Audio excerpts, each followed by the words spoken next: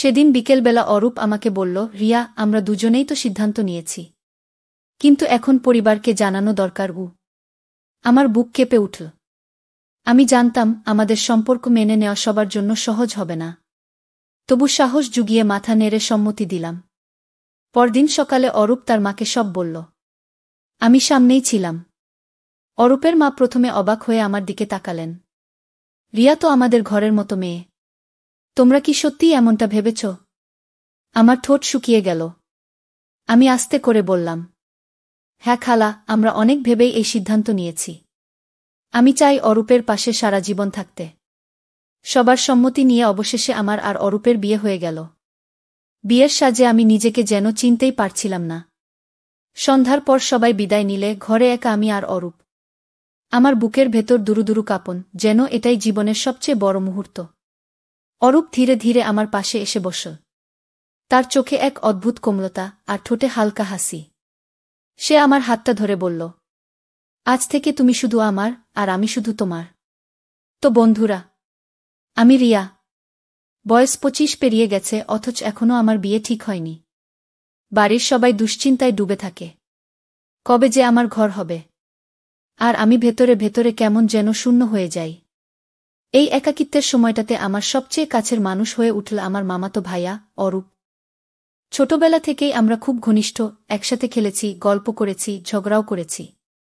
কিন্তু বয়স বাড়ার সাথে সাথে সেই সম্পর্কের ভেতর যেন নতুন এক টান অনুভব করতে লাগলাম। একদিন বিকেলে গ্রামের বাড়ির উঠোনে আমি একা বসেছিলাম। মনের মধ্যে ঝড় বয়ে যাচ্ছে। আমি কি তবে কোনোদিনই ভালোবাসা পাব না? ঠিক তখনই অরূপ এসে পাশে বসল। হাসিমুখে বলল, রিয়া, তোমাকে এমন চুপচাপ আমি সহ্য করতে পারি না। তুমি হাসলে আমারও বুকটা ভরে যায়। আমি চুপ করে তার দিকে তাকালাম। কথার ভেতর লুকোনো যত্ন আর স্নেহে বুকটা হালকা হয়ে গেল।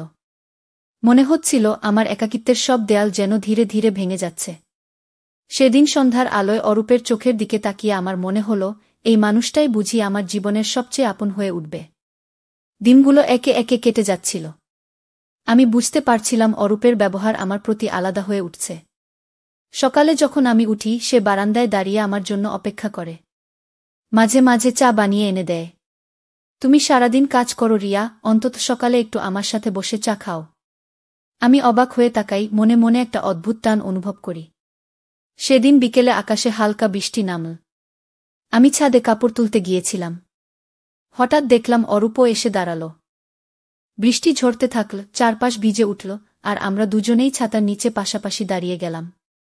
সে আস্তে বলল, জানো রিয়া, তোমাকে ছাড়া এই বাড়িটা ফাঁকা মনে হয়। আমি কিছু বলতে পারলাম না। বুকের ভেতর শুধু কেঁপে উঠল। বৃষ্টির ফোঁটা গড়িয়ে পড়ছিল, আর সেই মুহূর্তে আমি প্রথমবার অনুভব করলাম আমার একাকিত্ব সত্যিই বদলে যাচ্ছে। বৃষ্টির দিনটা যেন আমাদের জীবনে অন্য রং এনে দিল। এরপর থেকে অরূপ প্রায় আমার পাশে এসে দাঁড়ায়। একদিন বিকেলে আমি রান্নাঘরে ব্যস্ত। হঠাৎ দেখি দরজার পাশে অরূপ চুপচাপ দাঁড়িয়ে। আমি বললাম, এভাবে চুপচাপ দাঁড়িয়ে থাকো কেন?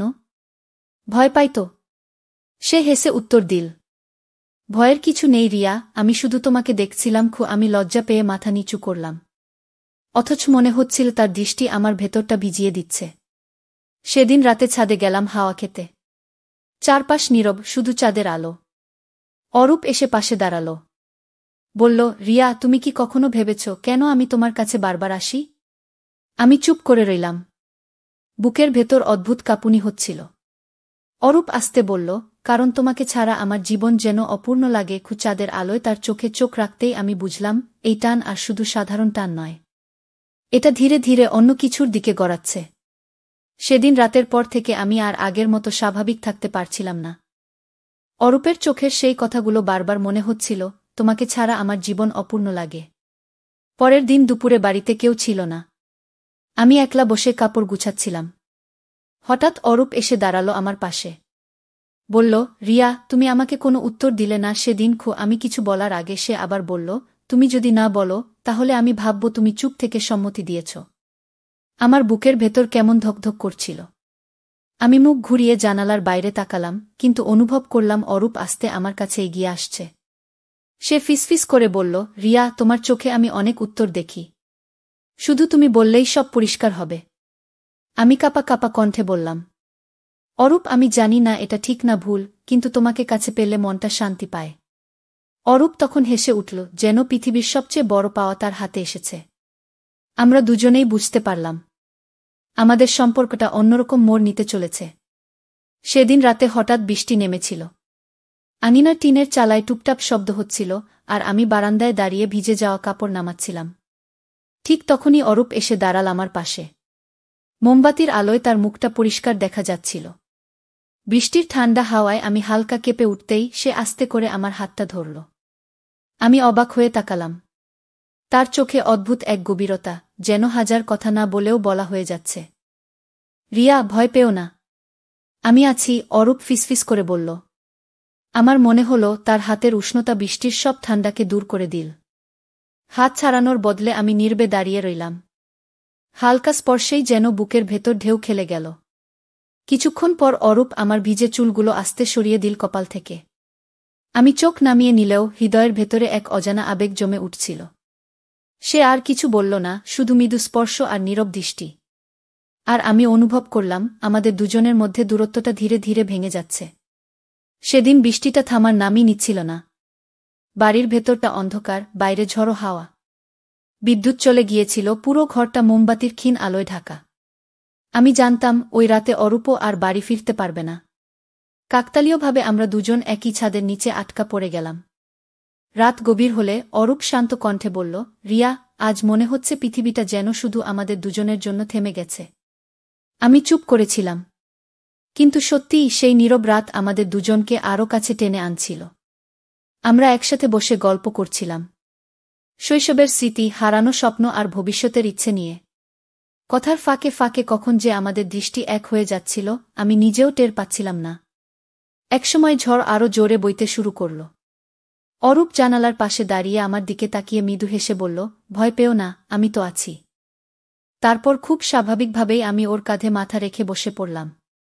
সেই মুহূর্তে মনে হল এটাই আমার নিরাপদ আশ্রয়। সারা রাত আমরা একসাথে বসেছিলাম। কখনো গল্পে, কখনো নীরবতায়, কখনো বা মৃদু স্পর্শে। ভোরের আলোয় চোখ মেলতেই বুঝলাম সেই রাতটা শুধু ঝড়ের রাত ছিল না, বরং আমাদের সম্পর্কের এক নতুন সূচনা। সেই সকালে চারপাশে ভালোবাসার গন্ধ এখনো ছড়িয়েছিল। আমরা দুজনই চুপচাপ বারান্দায় বসেছিলাম। আমি কিছুক্ষণ চুপ থেকে অবশেষে সাহস করে বললাম, অরূপ, তুমি কি কখনো ভেবেছ আমাদের ভবিষ্যৎ কেমন হতে পারে? অরূপ প্রথমে কিছুক্ষণ চুপ করে রইল। তারপর আস্তে করে আমার হাতটা নিজের হাতে নিয়ে বলল, রিয়া, আমি অনেক ভেবেছি। কিন্তু তোমার মুখে শুনতে চাই। তুমি কি চাও? আমার বুকের ভেতর হঠাৎই কেমন ঢেউ খেলে গেল। মনে হলো এতদিনের জমে থাকা কথাগুলো আজ না বললেই নয়। আমি মাথা নিচু করে বললাম, আমার বয়স তো চলে যাচ্ছে। পরিবারও চিন্তায় আছে। যদি তুমি আমাকে জীবনের সঙ্গী হিসেবে ভাবতে পারো, আমি খুব খুশি হব। অরূপ থমকে গেল। তার চোখে বিস্ময়, তারপর ধীরে ধীরে এক অদ্ভুত শান্তি নেমে এলো। রিয়া, আমিও তো ঠিক এ কথাটাই তোমাকে বলতে চাইছিলাম। আমি চাই তুমি শুধু আমার গল্পের অংশ নও, আমার পুরো জীবনের সঙ্গী হও। ওর কথাগুলো শুনে আমার চোখে জল এসে গেল। মনে হলো আমার জীবনের সবচেয়ে বড় প্রশ্নের উত্তর আমি পেয়ে গেছি। সকালের সেই মুহূর্তে নরম সূর্যালোকে আমরা দুজনে যেন এক অদৃশ্য প্রতিশ্রুতির বন্ধনে বাঁধা পড়লাম। সেদিন বিকেলবেলা অরূপ আমাকে বলল, রিয়া, আমরা দুজনেই তো সিদ্ধান্ত নিয়েছি, কিন্তু এখন পরিবারকে জানানো দরকার। আমার বুক কেঁপে উঠল। আমি জানতাম আমাদের সম্পর্ক মেনে নেওয়া সবার জন্য সহজ হবে না। তবু সাহস জুগিয়ে মাথা নেড়ে সম্মতি দিলাম। পরদিন সকালে অরূপ তার মাকে সব বলল। আমি সামনেই ছিলাম। অরূপের মা প্রথমে অবাক হয়ে আমার দিকে তাকালেন। রিয়া তো আমাদের ঘরের মতো মেয়ে। তোমরা কি সত্যিই এমনটা ভেবেছ? আমার ঠোঁট শুকিয়ে গেল। আমি আস্তে করে বললাম, হ্যাঁ খালা, আমরা অনেক ভেবেই এই সিদ্ধান্ত নিয়েছি। আমি চাই অরূপের পাশে সারা জীবন থাকতে। মুহূর্তটায় ঘরে নীরবতা নেমে এলো। তারপর অরূপের মা দীর্ঘশ্বাস ফেলে বললেন, তোমাদের সুখ যদি এই বন্ধনে থাকে তবে আমি আপত্তি করব না। তবে সমাজের কথা ভেবে নিতে হবে। অরূপ হাত বাড়িয়ে আমার হাত চেপে ধরল। মনে হলো আমাদের ভালোবাসার পথটা হয়তো কঠিন, কিন্তু অসম্ভব নয়। সেই মুহূর্তেই আমার ভেতরে এক অদ্ভুত শক্তি তৈরি হলো, আমরা দুজন একসাথে থাকলে সব বাধাই পার করব। দিনগুলো কত দ্রুত চলে গেল বুঝতেই পারিনি। সবার সম্মতি নিয়ে অবশেষে আমার আর অরূপের বিয়ে হয়ে গেল। বিয়ের সাজে আমি নিজেকে যেন চিনতেই পারছিলাম না। সন্ধ্যার পর সবাই বিদায় নিলে ঘরে একা আমি আর অরূপ। মোমবাতির নরম আলো আর ভালোবাসার গন্ধে ঘরটা ভরে উঠেছিল। আমার বুকের ভেতর দুরুদুরু কাঁপন, যেন এটাই জীবনের সবচেয়ে বড় মুহূর্ত। অরূপ ধীরে ধীরে আমার পাশে এসে বসল। তার চোখে এক অদ্ভুত কোমলতা আর ঠোঁটে হালকা হাসি। সে আমার হাতটা ধরে বলল, আজ থেকে তুমি শুধু আমার, আর আমি শুধু তোমার। আমি ধীরে ধীরে মাথা নামিয়ে তার কাঁধে হেলান দিলাম। মনে হচ্ছিল এতদিনের অপেক্ষার শেষ হল আজ। ঘরে তখন নিস্তব্ধতা। মোমবাতির আলোয় অরূপের চোখ যেন গভীর সমুদ্রের মতো। সে আমার কাছে এগিয়ে এলো। ধীরে ধীরে আমার হাতের আঙুলগুলো নিজের হাতে মুঠো করে নিল। মনে হচ্ছিল যেন তার উষ্ণতা আমার শরীরমন ভরে দিচ্ছে। এক সময় অরূপ আমার কপালে আলতো করে চুমু দিল। আমার ভেতরে অদ্ভুত এক শিহরণ বয়ে গেল।